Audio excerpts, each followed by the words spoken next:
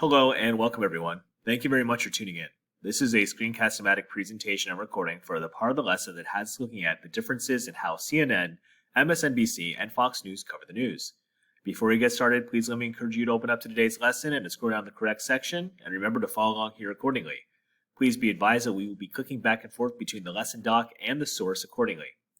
Please remember that your task here is to follow along by filling in the content parts for any blank sections that require answers. And remember that you can replay any part of this presentation for detail or clarity or repetition later.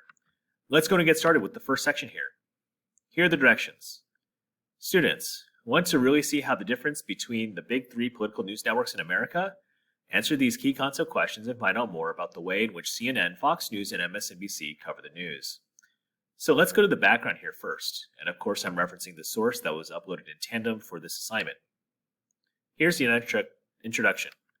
Think for a moment about where you get your news.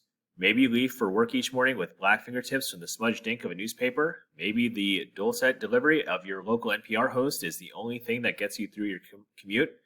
Maybe you're a bona fide Twitter addict, or maybe you're like half of American adults and you learn about the world through your television.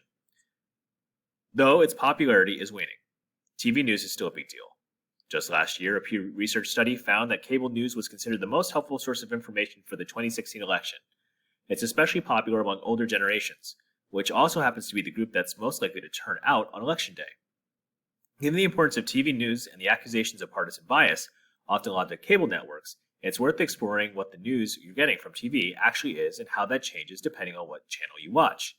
To do that, we examine Chiron's, the next text at the bottom of the screen you'll see, from three major cable news networks, CNN, Fox News, and MSNBC, by looking at the words, the phrases used between August 25th, 2017 and January 21st, 2018.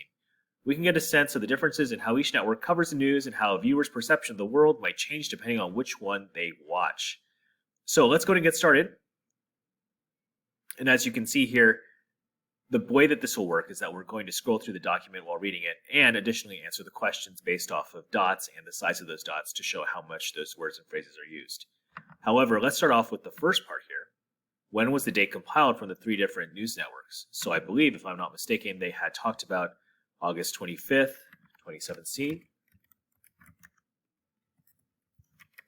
all the way to and through. Was that January, right? I think so. 21st, 2018. Why is it important to still study television news coverage today? Well, I think a majority of Americans either own a television or in many ways still get the news in this type of traditional medium. So understanding the way that TV covers certain news pieces is of course integral to our understanding of the news media. Let's go into section 1, choosing the news.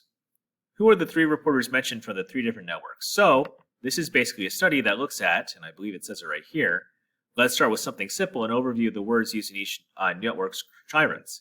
We'll plot each word as a dot in a triangle, where the closer a dot is to a particular network's name, the more likely the word represents it is to be used by the network than others. For example, these three dots represent anchors from three networks: Anderson Cooper of CNN, Lester Holt of MSNBC, and Tucker Carlson from Fox News. So let's go and put this down.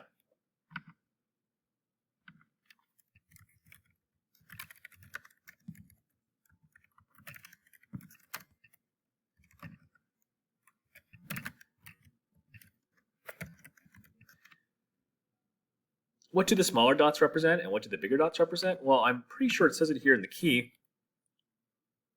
but we can get further context from this by looking at the diagram too.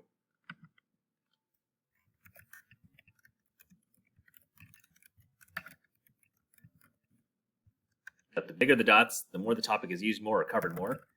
And the smaller the dots, the topics, of course, are used less or covered less.